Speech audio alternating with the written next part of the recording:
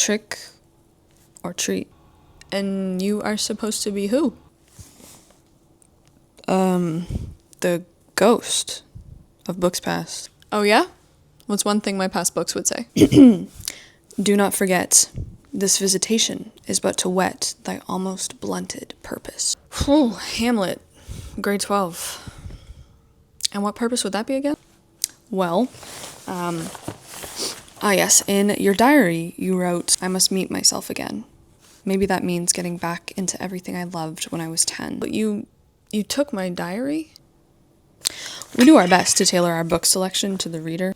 Fair enough. If Book of the Month headquarters offers 5 to 7 selections every month from us to choose from of wonderful new releases, sometimes even new authors, how am I supposed to get back to my Star Wars obsessed, Twilight loving 10-year-old self? A new release, but from an old friend.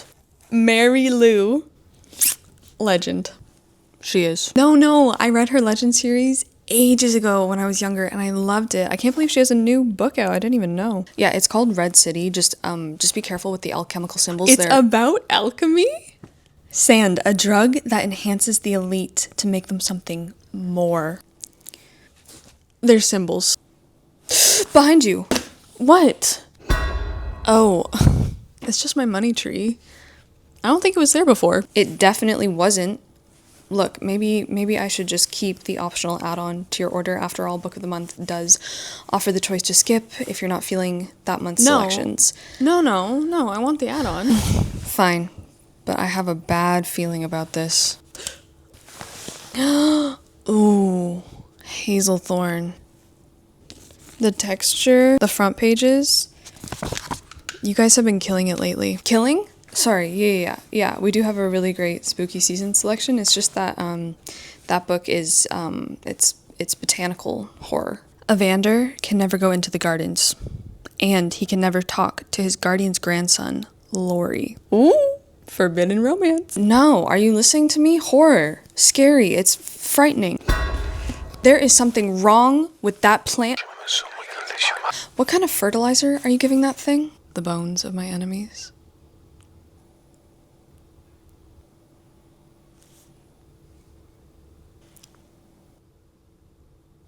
I'm kidding. I think he just likes all the paper in the air. Okay, well, maybe just keep it away from those pages. This October, at Book of the Month, the deals are to die for. You can get your first hardcover book. Happy Halloween.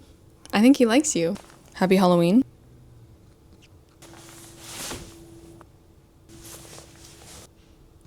I told you not to do that when we have company.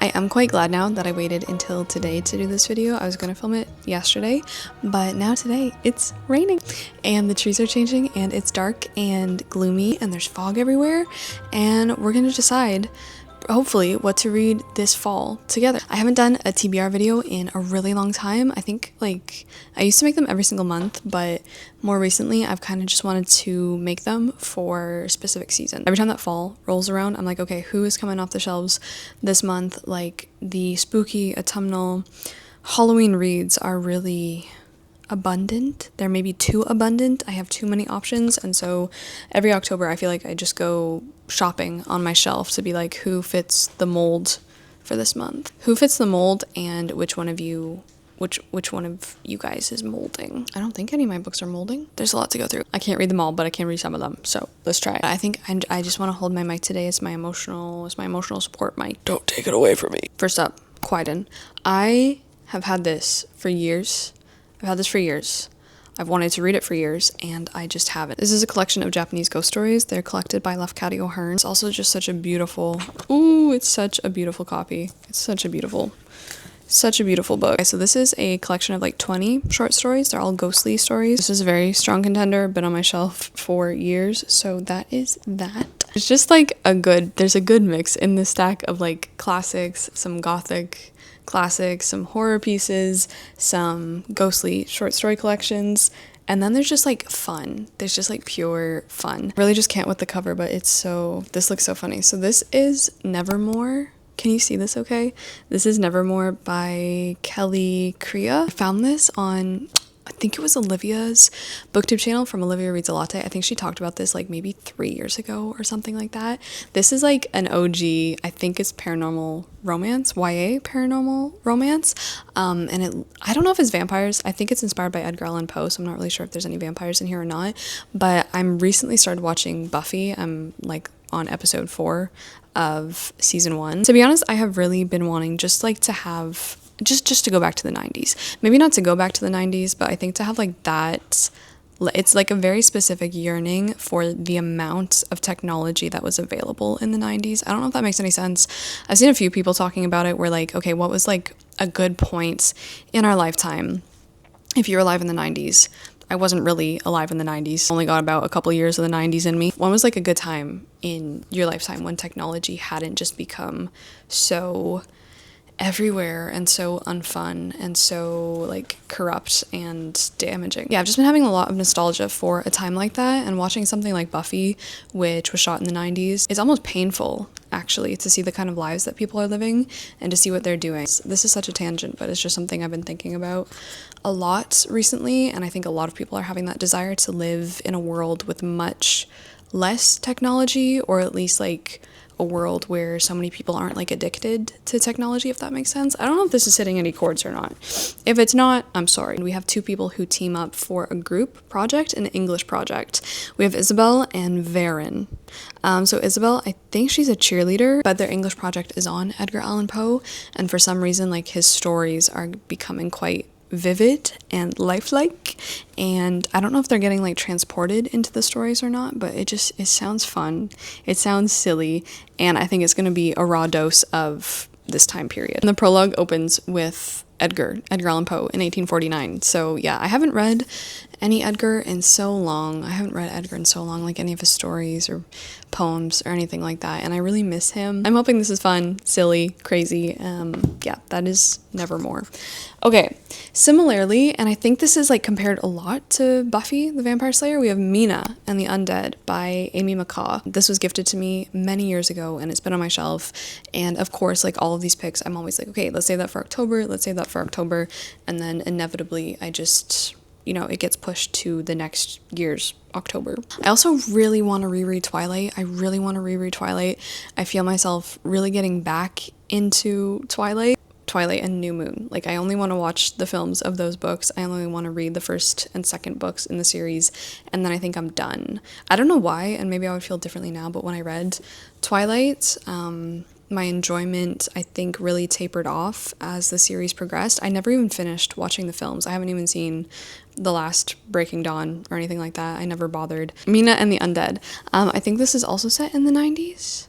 Yeah, so it's set at the New Orleans Fang Fest in 1995. Mina goes to New Orleans to see her estranged sister, and I think she gets a job working at the movie theater and different spooky movies. I think it's just, it's actually a horror movie mansion, where she meets Jared, a fellow horror enthusiast. And then the both of them stumble upon a body which has like vampire tooth marks in it. I could put this one in an episode of potentially Move It or Lose It, because I don't know if it sounds like 100% my thing, but I do want to give it a try. I think I'm gonna put this one in the video challenge pile. Let's do that. Okay, hold on, I need to organize things. All the books on this list, Nevermore is probably at like a 5 out of 10 wanting to read this, so I'm gonna put this here. This is maybe at like a 6 or 7, I would say, so I'm gonna put that higher. We're creating the summoning circle of books. This one is going right into the absolutely 100% reading this, probably gonna start this like tomorrow. The Raven Boys. This is a reread. This is by Maggie Stiefvater.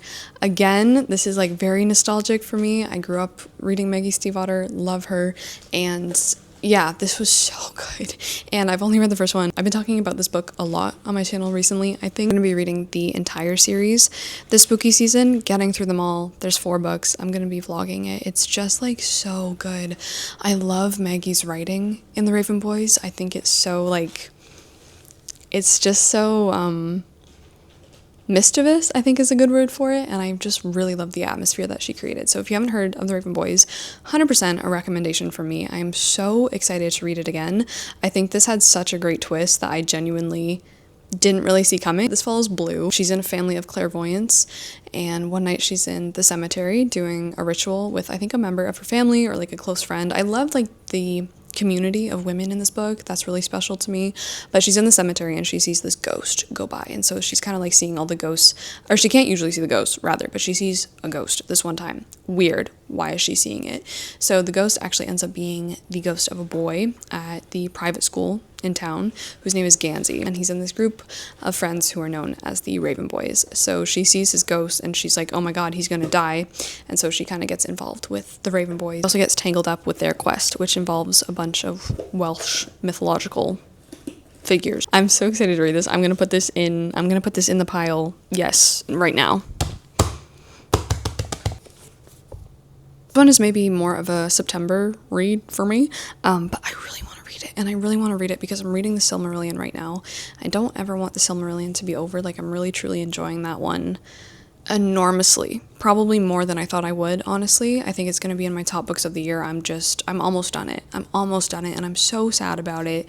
I wish I still want there to be time in my life when I haven't finished reading it, if that makes sense. I wanted to put on the TBR The Adventures of Tom Bombadil, also by Tolkien. This was given to me by Carolyn last year. Thank you so much. You guys know my beef with Tom Bombadil. Just want to know more.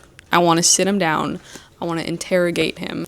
I just want to ask a few questions, Tom. So you guys let me know that no, Mr. Bombadil does not appear in the Silmarillion, but he appears in here. The Adventures of Tom Bombadil. It says that this collects like verses where Tom Bombadil appears in lines written by the hobbits and other poems. And a lot of this is connected to the Shire as a whole. So I'm just like, God, I'm excited. Old Tom Bombadil was a merry fellow. Bright blue his jacket, and his boots were yellow. Green were his girdle, and his breeches all of leather. He wore in his tall hat a swan-wing feather. I don't know why I've become like kind of just crazed about learning about Tom Bombadil, but anyway, that's why I wanted to put this on there. So this one is also, this is probably like an 8. So I'm gonna put this right below the Raven Boys. Okay. This next one just looks fun. I have a couple other picks from Book of the Month that I've received earlier. So this first one is called Phantasma by Kaylie Smith. I think this was pitched as like Caraval, like a very dark, spooky Caraval. In this one, there's this girl named Ophelia, and she's like absolutely rocked by, I think, her mother's murder, is it? And she inherits all this family debt. So Ophelia decides that she's going to enter Phantasma, which is a competition, very deadly one, but if you win, you're granted one singular wish. I think this could also be good for potentially read it or unhaul it, just because I haven't heard anything about this. I'm not really too sure, like, I'm just not sure about it. I'm not 100% sure about it. So I think I'll put this right in the stack with Mina and the Undead. I was flipping through here when I was picking these books out for the video, and I saw so many lines that I was like, ooh, wow, I really, really want to read that right now. So the book is Starling House by Alix Harrow.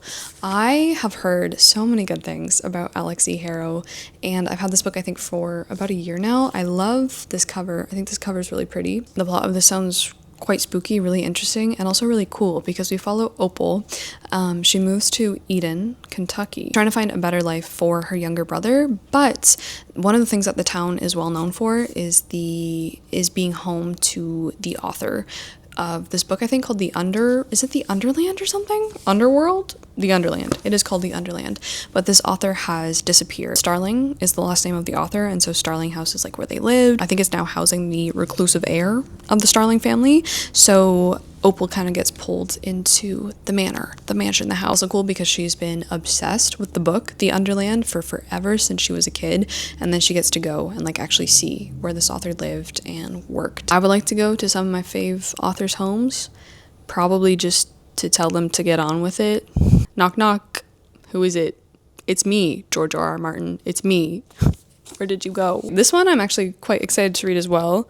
I think I'm going to put this one with Nevermore.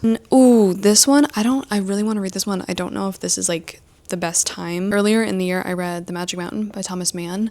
Really loved it, really loved it. And I wanted to read The Magic Mountain first before I got to this one, because this one is the Empusium. The Empusium, a health resort horror story by Olga Tokarczuk. I loved Drive Your Plow Over the Bones of the Dead, which I read I don't know how many years ago now. That's also a really good spooky season recommendation if you want one. Really, really enjoyed that. Yeah, reading that book pretty much meant that I was like, okay, I'll likely read anything else this author writes. I really like how these editions look, but honestly the Fitzcarraldo editions are so delicate and they like bruise and get battered so easily. This one is set at Wilhelm Opitz's guest house for gentlemen. I'm here on the mountain with my cousin Wilhelm. Disturbing things are happening in the guest house and the surrounding hills. Someone or something seems to be watching, attempting to infiltrate this cloistered world. This is also so up my alley with everything that were some of the things that I'm looking forward to researching and studying in grad school, so I feel like I should read this sooner rather than later. Very excited. I just don't feel like this is maybe the right time. Might save this for November. We have two. How many is that now? That's way too many. I don't know. Someone's really gotta type something out in the comments. Give me a whole paragraph as to why I should read this. We have The Name of the Rose by Umberto Eco. This one I think is also perfect for October. This is set in like the 1300s, 1327. And this is a mystery set at a convent.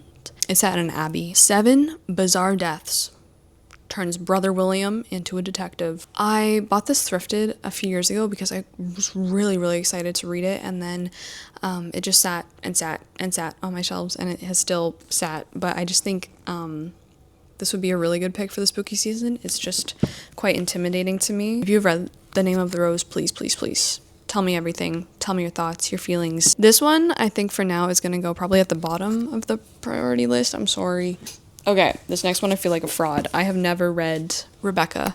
I've never read Daphne du Maurier. Do I read this now? Am I gonna like this? I don't know. I would like to go into this blind, but to be honest, I'm not drawn towards it right now. This next book has probably the most beautiful cover you're ever gonna see in your life. Oh, wow, who did this? Robert Matthias. Thank you for the cover design that you have given us. I actually really like it. Okay, this is The Italian by Ann Radcliffe. This one I am really, really drawn towards at the minute. I miss when I was reading The Mysteries of Udolpho, which I read a few years ago. Really fell in love with that one. I think I would like to reread it. It's been long enough now, but I've never read The Italian. If you don't know Mrs. Radcliffe, she is the goddess of the Gothic novel. She is so wonderful. Gothic romance, she is your girl if you're looking for something like that. Lot of tangents, okay? Lots of, lot of prose, just going on and on about architecture and the plants. Little blurb, so good. He saw her wounded and bleeding to death, saw her ashy countenance and her wasting eyes, turned piteously on himself as if imploring him to save her from the fate that was dragging her to the grave. A chilling, atmospheric concoction of thwarted lovers, ruined abbeys, imprisonment, and dark passages. This one I think I'm going to put with Starling House and Nevermore. Those 3 I'm quite excited to read. I think that's about 6 or 7. This next one I've just been putting this off because it's just too good. You read The Picture of Dorian Gray, but have you read the uncensored Picture of Dorian Gray? I haven't. I still have not read this. I would really like to. I'm very curious. I say this every time, but I'm so curious what was censored, what they took out, how it differs from obviously the published version that most of us read. I have read some more Wilde this year. I got to read De Profundis a few months ago, and I think like it gave me a little bit of a new perspective and some new things to think about, and so I would really like to go back into his works, mostly Dorian, and just kind of reevaluate and rethink and see things differently now. When I first read The Picture of Dorian Gray, it just like really changed, I think, it was one of the first books that changed just like language for me, because it was just so beautiful, beauty to the point of like tears, of like crying because he can just write like that way. So like it was a lot, honestly. I don't know if I'm ready for that experience again. I'm gonna put this one in the category of probably the Empusium. So probably like this next one is another one of the absolutes that I'll be reading in October and November. I think I would like to do it throughout 2 months. This is our last book for Game of Tomes for 2025, and that's Babel by R.F. Kuang.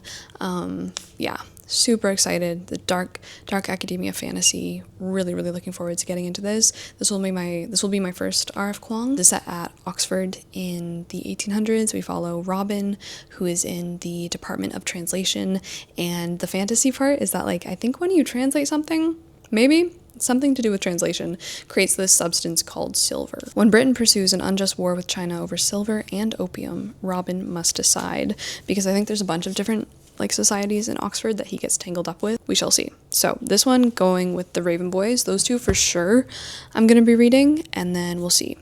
This one is the other book that I have read, but again, it's been so long, and that's Dracula by Bram Stoker. I have really been wanting to reread Dracula so badly. I just remember this being really funny as well. Yeah, for some reason I just really want to read this, so I think this one I'm gonna even put with The Adventures of Tom Bombadil. It's like a 9. I have 2 more books here. I don't know. First up, Titus Grown by Mervyn Peake. This was a gift. Thank you so much. I really do want to read this. An undisputed classic of epic fantasy. One of the most brilliantly sustained flights of Gothic imagination. Gormenghast, that is, the main massing of the original stone, taken by itself would have displayed a certain ponderous architectural quality, were it possible to have ignored the circumfusion of those mean dwellings that swarmed like an epidemic around its outer walls. Wow, this is great. Where do I put this on the scale? I don't think I really said too much what this is about. I don't really know, to be honest. This is about Titus, who inherits the castle, Gormenghast. Inside, all events are predetermined by complex rituals. So I'm going to put this in the Italian and Starling house pile, because yeah, I really do want to read that. This one, I don't know. So this is the last one that I pulled off my shelves. This is Queen of the Damned by Anne Rice. I read The Vampire Lestat last year. I loved Interview with the Vampire. I've been slowly, like, I guess once a year, reading my way through the Vampire Chronicles. I don't know. I think I've heard that they get worse as they go on. They get sillier as they go on. The Vampire Lestat wasn't really what I expected of it. I still really loved it. It was just wasn't really what I was expecting. I don't know. I've heard this one was not good. Like, really what I loved about Interview with the Vampire was all of the conversations. The dialogue was exquisite. I loved the philosophical debate. I loved the exploration that was in there. And like Lestat had some of that for sure. Oh my. The biggest crow. It is spooky season. Spooky season has begun. The herald is upon us. And I think a lot of this is set in ancient Egypt, if I'm not mistaken. I've heard people be like, Emma, be careful with that one. It gets a little silly. But we shall see. I'm going to put this with Rebecca, just because honestly I'm a little ambivalent about it. Okay, we have 2 books that we're reading for certain. Okay, so we have Babel and The Raven Boys that I'm reading for sure. And then we have these 2, which are probably very high up on the priority. Then we have Titus Grown, the Italian, Starling House, and Nevermore, which I really want to read. And then we have these 3, which I don't know if it's the year. I don't know if it's their time. I don't know if it's their time. I think they might need to go back and brew a little bit longer. We have the 2 books that I am probably going to put in the jar for maybe a themed vlog for Read It or Unhaul It. And then The Name of the Rose, I don't think I'm going to get to it this year unless someone really writes something inspiring in the comments. Same with Queen of the Damned and Rebecca. And, sorry, this one is sitting right here. I do really want to read Hazelthorn, which I just got, and which feels wrong to place this above books that have been waiting years to get read. But you know what? Everyone has their time. I'm going to put this in the Titus Grown pile. I think we kind of have a little bit of organization. I'm really excited to be starting Babel with you guys. Update on, well, that's the update for Game of Tomes. Update on the World Tour Book Club. We have been on hiatus for September and October. Actually, I just can't keep up with the book club at the minute, and I obviously want to be reading and discussing the books alongside you guys, so I've just hit pause on the book club for October. Fingers crossed. I'm really hoping and really looking forward to getting things going again in November. I'm very interested to hear what you guys are reading. I haven't done a TBR video in a long time, so I'm really excited to know what, like, your top 5. I don't know, is that too ambitious? Top, 3. I am gonna go put some of these guys, I think, back on the shelf now. For another year, they have to just wait and sit there. Happy autumn, if it's autumn where you are. Happy spring. Ciao.